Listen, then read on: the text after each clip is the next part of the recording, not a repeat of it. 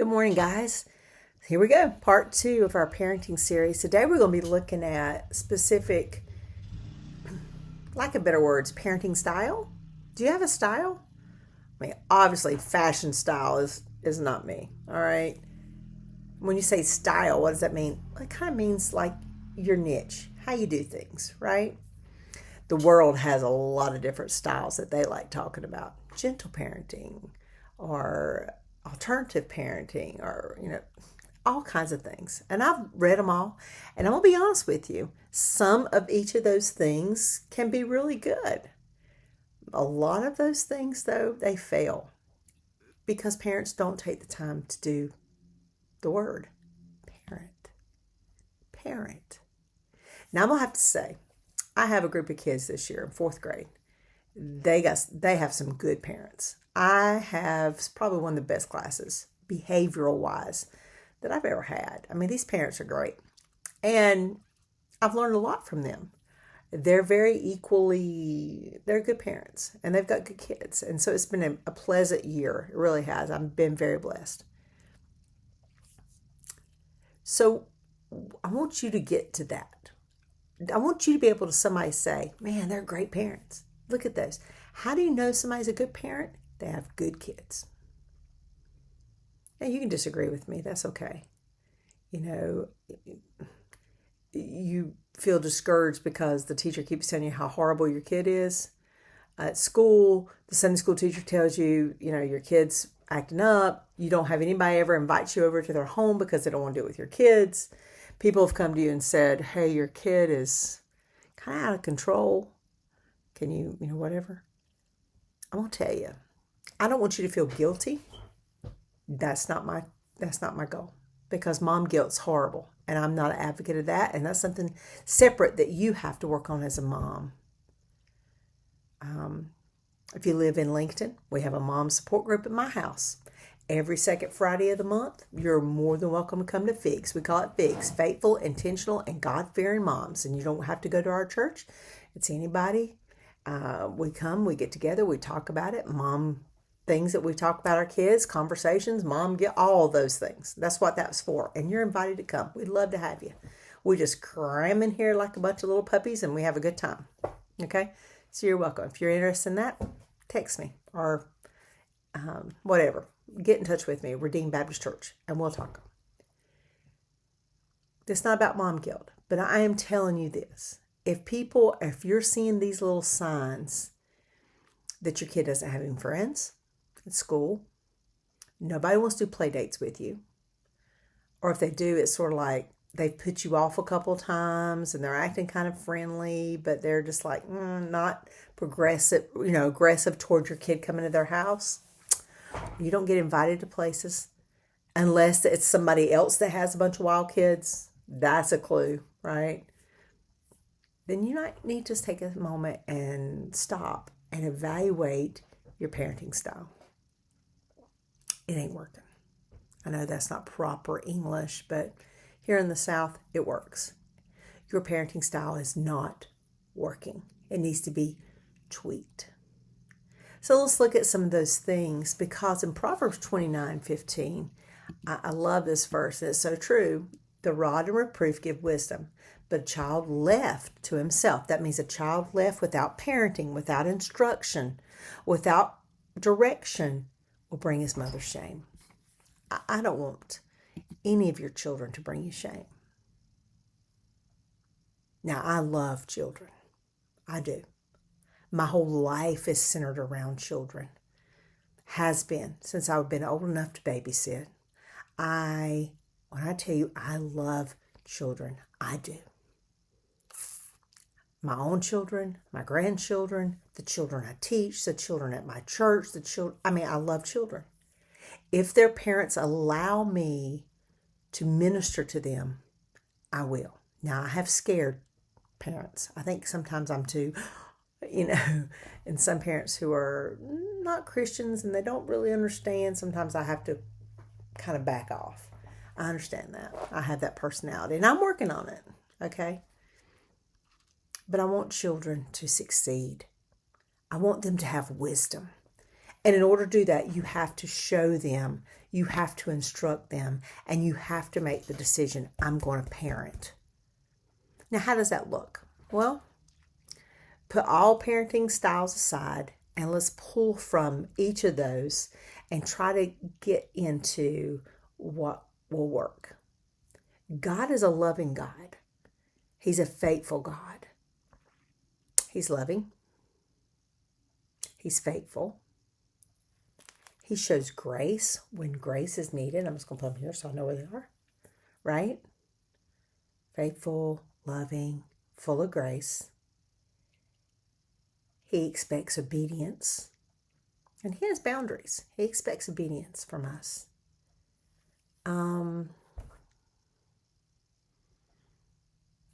When people were disobedient, what did God do? He punished. The children of Israel had to wander around for 40 years in the wilderness because of their rebellious attitude, right? Miriam got leprosy. We're doing those stories in school, so they're kind of, I think that's a pretty good pattern for parenting, don't y'all? Loving, boundaries, gracious. He listens. When you start thinking about the attributes of God, and then you begin to put those into a parenting perspective, it's really kind of cool. So let's take our parenting style from him. Now, you're going to hear me say this a lot because I think that this is one of the most profound statements that I ever heard is say what you mean and mean what you say. And be consistent. Now, let me explain that because I think we can get that kind of just mixed up, all right? As a parent, you need to know what you expect from your children. And they need to know what you expect. So that's sort of setting some groundwork, okay? I'm going to use my kids in my class because those are my kids now and I love them so much. But they have certain rules that I'm pretty strict on. And I tell them at the beginning of the year, we practice it. And that's a concept. You can do that with your preschoolers, your toddlers, all the way up. All the way up. Here's your first parenting style type thing here. Is you practice and you tell them your expectations straight up. I tell my kids between classes, while we're getting ready for the next subject, right? You can talk. I don't care. You can get up, go to your cubbies, get your stuff. You have a few minutes to kind of move and get your stuff. But when I say, okay, then I expect you to be on your bottoms with your book open and quiet. That's my expectation. It's easy. You do that. Yay. You don't do that. My class learns through what I expect. If they do those things and we're able to get through our subjects, then we have extra time and we can play extra, or we can have extra fun time in the classroom with games, or we can do extra things because they have helped me with a positive reinforcement there, but they have helped me get things done. Same thing with your kids. Let me explain. You're getting ready to go into a very fancy store. You have no choice. My daughter we were picking up something. And it was one of those places where, oh my, there was just so many things to look at and so many breakable things and whatever. And so you already tell the kids, they already know that mom's got to drop off this particular thing and talk to this lady. And when she gets done, we're going to go eat lunch at Chick-fil-A. Okay? That's what the day is supposed to be.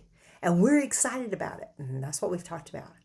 But before we get into that place, it's important to say, listen, guys, we're going to this special store. Now, that's really important to Mom because Mommy's going to be teaching a class here and they have lots of breakable things in here. Now, we're going to go in and you're going to meet this lady. And how are you going to act when you meet her? What do? We look her in the eye. We smile. If she wants to shake our hand, we shake our hand. We're polite. We do not talk unless that we've been asked a question. And we let the adults talk.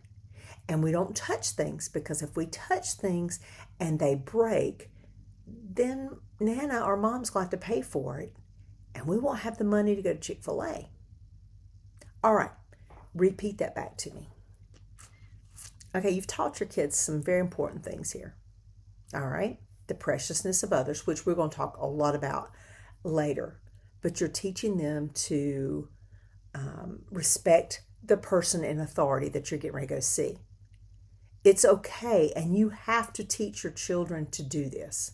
All right, I help with interviews sometimes at our school when we interview families coming in, and I can tell the kids who have been taught and instructed on how to treat adults. Now, I'm not talking about going away with stranger danger, tricky people. I'm not talking about that kind of stuff. I'm talking about you're standing with your mother and father. An adult addresses you, good morning or hello. Then you need to teach your child to look at them in the eye and say, good morning, hello.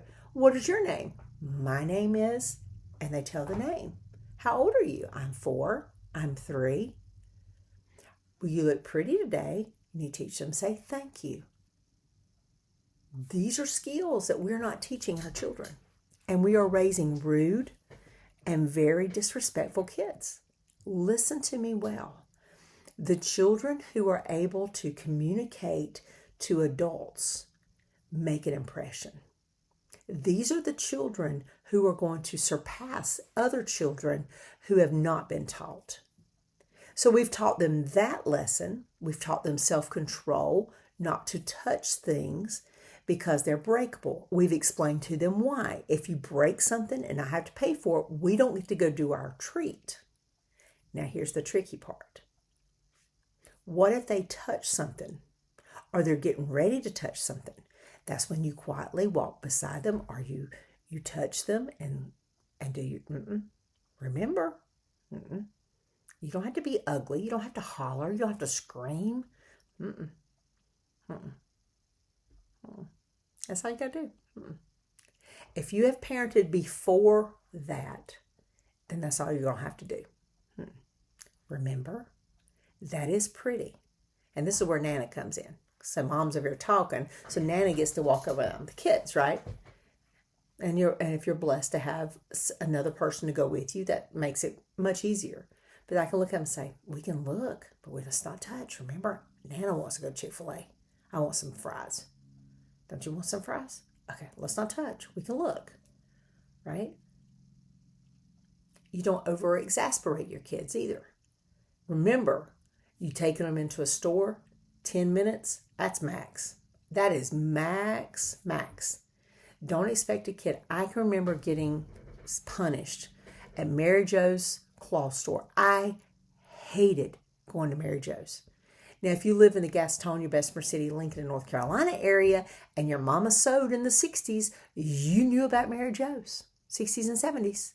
It was a huge warehouse full of cloth. And it would be an all-day thing. And my mom and her best friend, Peggy, would go. And Peggy had a little boy named Marty. And me, we were the same age. And we would go, and it was a nightmare. Number one, I was allergic to all that cloth. And I would my eyes would burn, everything would burn. It was awful. And we were there all day. At lunchtime, Mom would throw you a peanut butter sandwich. You'd go back to the little canteen because they had to pick out the pattern. Then you had to pick out the cloth. And it was, And we would find the games. We'd make games. We'd crawl under the tables, try to be in the cloth. And then we'd get to the bathroom and get spanked. And I hated it. Don't do that to your kid.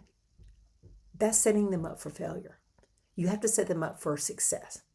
So by going in, know your expectation as a parent. I got about 10 minutes to do what I need to do if you got your kids with you and they're little, right? And Hannah's kids are 5, 3, and 1, okay? And even if you have somebody with you, be respectful. And you go in, you do your business. If the kids do what they're supposed to do, then you follow through with the Chick-fil-A. This is when it gets hard. What if they touch something and it breaks and you have to buy it? No Chick-fil-A. And that's when it gets hard. That's when it gets hard. That's when parenting takes over. Because that's when you have to tell all of them, oh, I'm so sorry.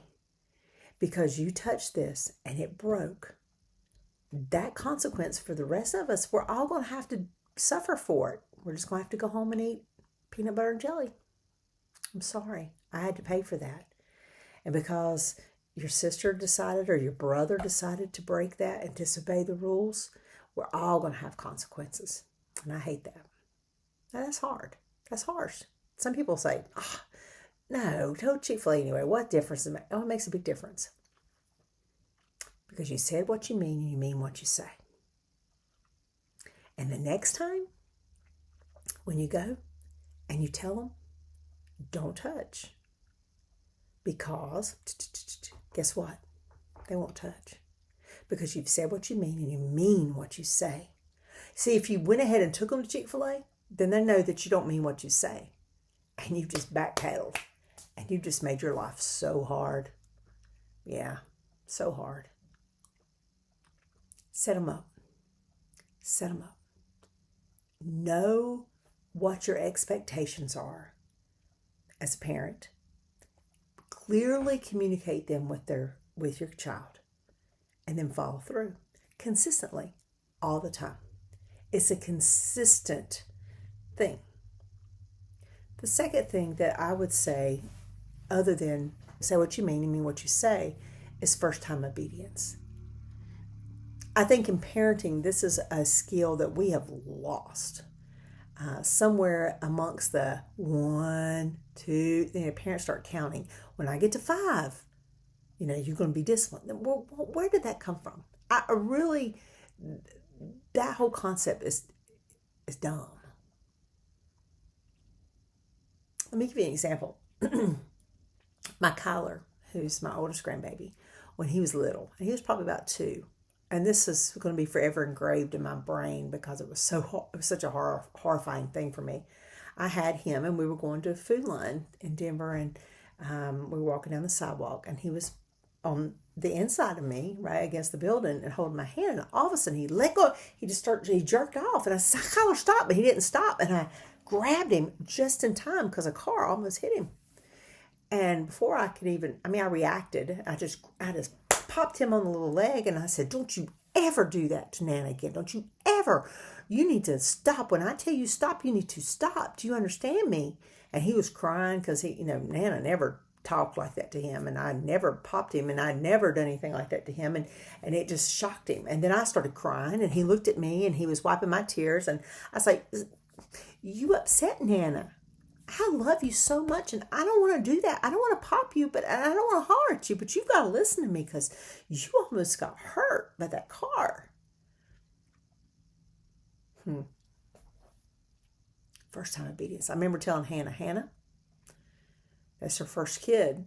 And, you don't think about it. It's your first kid, whatever. I said, it's time we start working on first time obedience with him, with your kids, with him. He was on one. I said, because he almost got killed today. And she started working on it. It was like, okay, yeah, and whatever. But if I had counted to 5, he'd have been dead. And you say, well, that's common sense. Yeah, but listen, it may not be that way. Let's talk about, you don't have time. Some popular forms of parenting now is like you have to explain and get into their feelings and all this stuff. I'm going to tell you, that creates anxiety in kids. Stop it. Just stop. Sometimes it's okay. God doesn't explain everything to me. And, that's a good thing. Because if he did, I would get so... Sometimes it's okay. Just say, look, Mom loves you and I protect you. And you're just going to have to listen to what I have to say about this. Now, it's okay if you want to tell me about how you feel about it. But that's all I'm going to tell you about it. And you're just going to have to trust me and you're just going to have to do it this time. And it's okay sometimes to do that. Kids know too much today. And that's why I have a classroom. Every year I have at least several in my classes that are full of anxiety. Just in the last 8 or 9 years. It wasn't like that previously. Why? Think about it. Here comes my husband. So if he comes in, we're going to have a good laugh. It's going to be funny. So in order to... I'm waiting for him to come in. It's okay. He may not. So first time obedience is important because what if you're standing at the farm? We live kind of on a semi-farm. And a snake is coming, and you're standing here and you see a snake or something dangerous coming near your kid, you need to be able to say,